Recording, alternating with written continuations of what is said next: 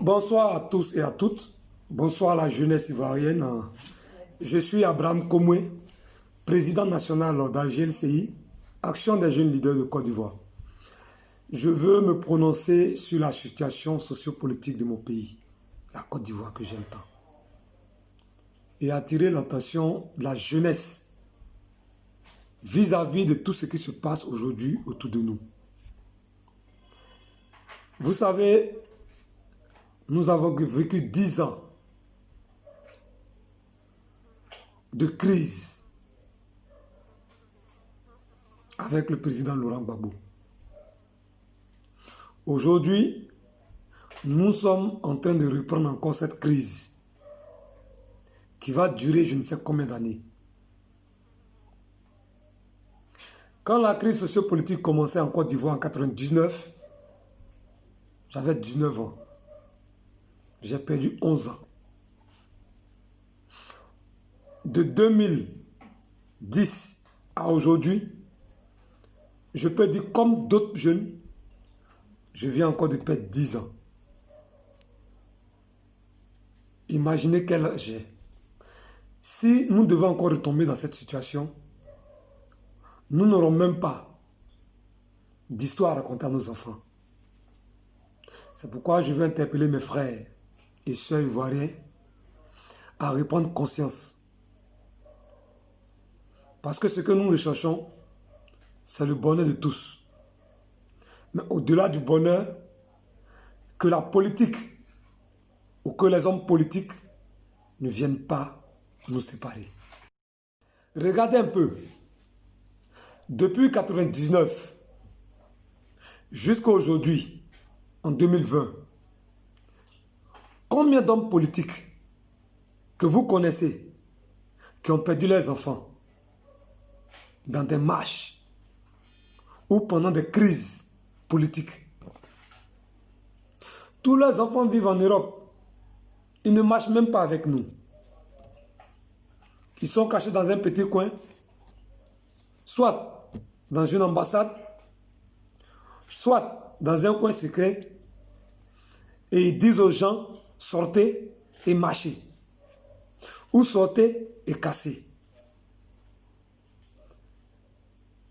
Ils ne marchent ni avec nous, ils ne prennent pas les pots cassés avec nous. Je pense que ça va choquer plusieurs. Ou certains diront que non, ils sont avec tel ou tel. Je suis RHDP. Mais au-delà du RHDP, je suis ivoirien. Et je trouve que le bien-être de mon pays est plus important qu'un parti politique. Parce que les partis politiques passent. Le PDCI d'Houphouët-Boigny a régné pendant 40 ans. Il a été déstabilisé par l'armée en 1999. Mais le temps de l'armée a fini par passer, comme le PDCI. Le FPI a dirigé pendant 10 ans. Le FPI est passé. Le RHDP est aujourd'hui en train de diriger, mais c'est un parti politique. Il va passer. Une chose qui ne va jamais passer, qui est certain, c'est la Côte d'Ivoire. Je pense que pour la jeunesse, notre combat commun, notre lutte commune, la chose qui doit nous amener à sortir et marcher, c'est comment construire notre avenir. Et l'avenir ne se construit pas par le politique. Nous avons vécu toutes ces années de foi. Mais nous n'avons rien compris de la politique. Pour moi, la politique est un système pour se développer, pour développer sa vie, développer sa région, développer son quartier. Mais regardez tous ces hommes politiques qui se développent. Ceux qui sont passés avant ce pouvoir, ils se sont fait eux-mêmes. En 2000, ceux qui sont morts sur le pont, à Yopougon, quand notre pouvoir, le FPI est en place, ils ont fait quoi pour leurs familles, pour leurs enfants, pour leurs frères? En 2002, ceux qui sont morts, qu'est-ce qu'on a fait pour eux? En 2010, des femmes sont mortes à Bobo. Des jeunes se sont sacrifiés pour ce pouvoir. Qu'est-ce qu'ils ont eu? Vous n'avez rien compris encore? Vous continuez toujours de suivre ces hommes-là pour vous laisser manipuler? Je ne parle pas pour le RHDP, je ne parle pas pour le FPI, je ne parle pas pour qui que ce soit. Mais je parle pour nous les jeunes. Prenons conscience. Un mort ne peut témoigner. C'est celui qui vit qui témoigne. Tu peux penser être fort, pouvoir brûler soit le bien de quelqu'un, ou tuer même 10. Mais quand ça va exploser, quand ça va commencer à brûler, tu peux penser être fort, être Django. Mais est-ce que tu penses à ton frère qui est faible? Tu penses à ta petite soeur qui est faible, qui ne peut se défendre? Est-ce que tu penses à ton ami, à ton cousin peut-être qui est malade à l'hôpital, ou à un de tes parents qui peut tomber malade pendant ce temps? Est-ce que tu penses à eux? On ne pense seulement qu'à notre ventre et à nous. Mais nous ne pensons pas à nos parents. Ne vous laissez pas manipuler par les personnes qui s'asseyent en Europe pour dire sortez, brûlez, aiguisez vos machettes, tuez-les. Je suis Agni Ando. Mon père est de Prikoro, ma mère d'Aïm Lekoro. Mais mon premier fils, la mère est Bété. Mon père est musulman, je suis chrétien. Si demain, je décide de tuer un Bété, mon fils va tuer qui? Parce que mon fils est Agni Bété. Son grand-père est musulman. Son père est chrétien. À Divo, aujourd'hui, il y a des jeunes filles d'Ida qui ont des enfants avec des jeunes malinqués. Quand ce malinqué décide de tuer un Dida, quand ce Dida décide de tuer un malinqué, l'enfant va tuer qui? Il fera le combat de qui? Le combat que nous devons mener, c'est le combat de la préservation de notre nation. Le combat de notre réussite. Le combat de notre changement physique, psychologique et mental. J'ai mal quand je vois que mes frères s'entretuent entre eux. Quand ils se laissent manipuler par les hommes politiques, pendant que ces hommes politiques, les enfants fréquentent dans de grandes écoles en Europe, pendant que ces hommes politiques, les enfants ne vivent même pas dans le pays avec nous. On les voit par occasion.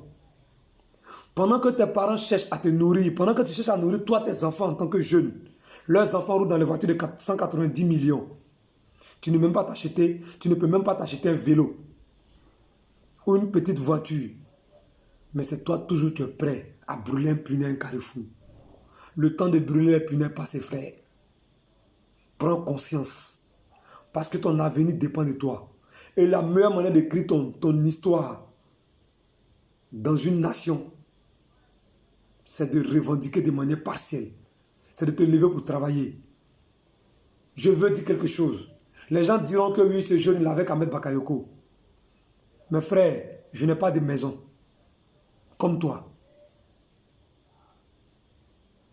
Mes enfants ne vivent pas en Europe comme toi. 7. Je connais le Premier ministre. Je le côtoie.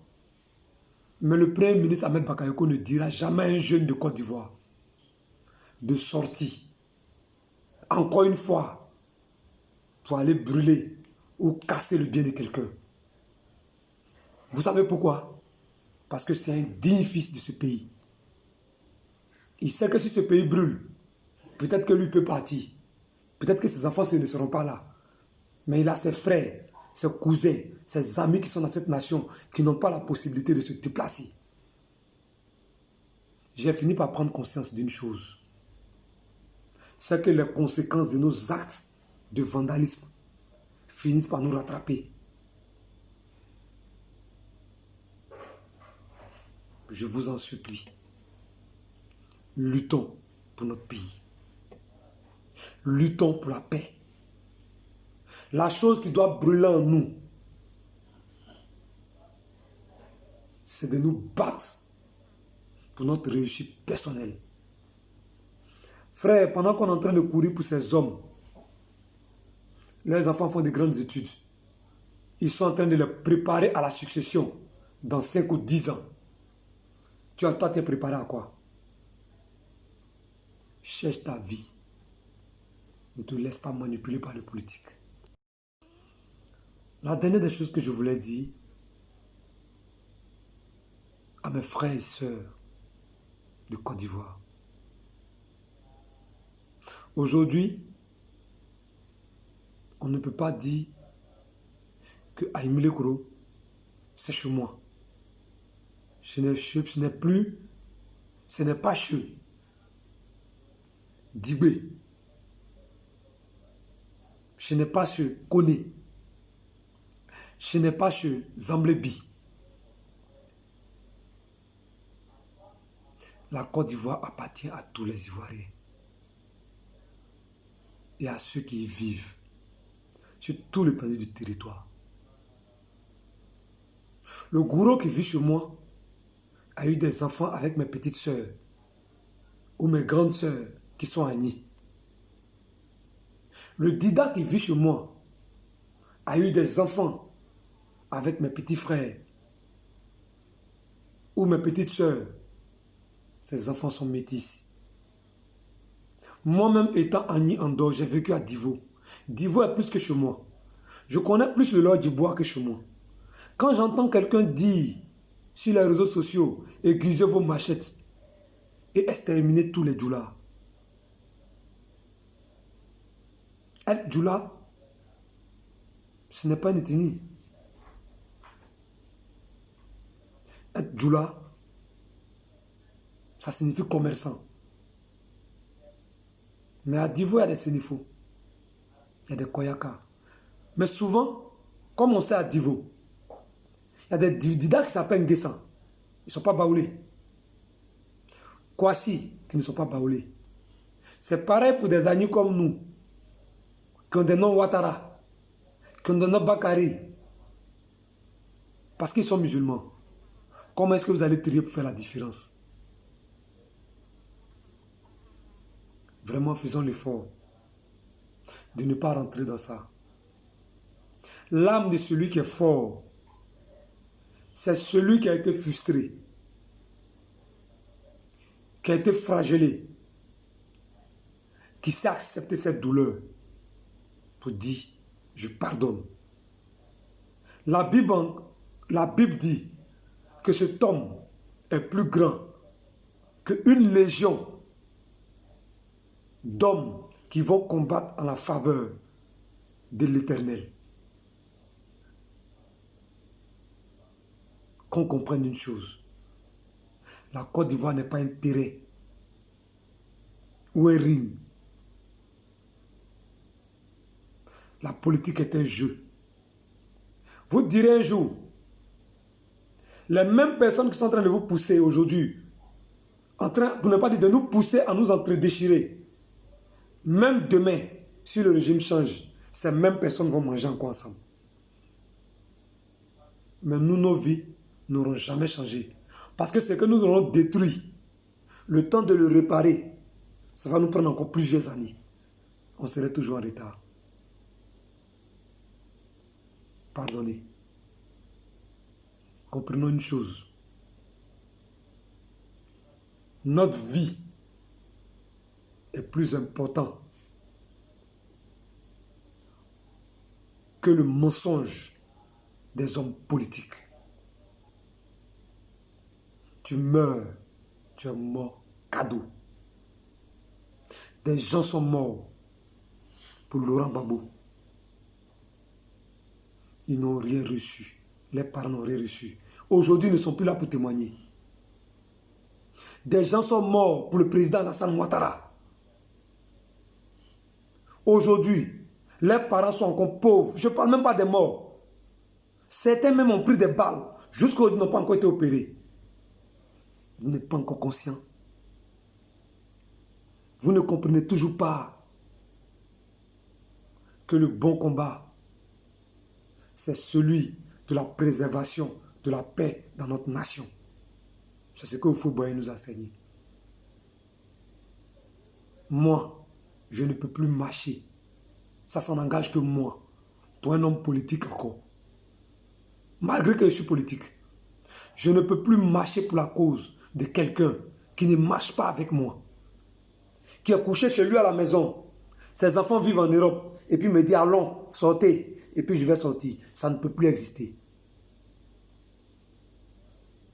Comprenez cela. Ma vidéo va prendre peut-être 15 minutes. Mais prenons conscience. Que Dieu nous garde. Que Dieu impose son amour dans nos cœurs. Que Dieu nous amène à la sagesse parfaite. Pour que la paix règne dans notre nation. Parce que la guerre va nous mettre en retard. La haine va nous mettre en retard. Que Dieu vous bénisse. Que Dieu bénisse la Côte d'Ivoire. Et que Dieu apaise nos cœurs. Je vous remercie.